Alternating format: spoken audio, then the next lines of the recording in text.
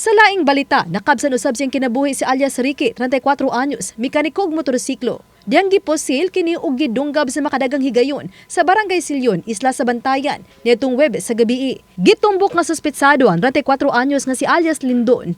Kadhi amo sa biktima, kisa matud pa nagpakaron ingnon kining adunay paliton sa motor shop sa biktima. Apan kalit lang kining mideklarar og tulis og gipasud ang biktima dayon posil niini sa aping.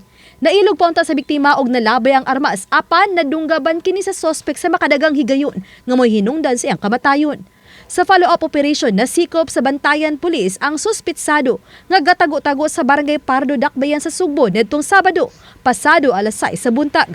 Nasuta nga ang motibo sa krimen nga nasuko ang sospek nga nagtukod og iyang motor shop ang biktima. Lagot siya kay ipotensyahan siya kay nitukod og kanang tindahan po niya pareho sa iya diya na po tungod unahan na mga 20 meters ka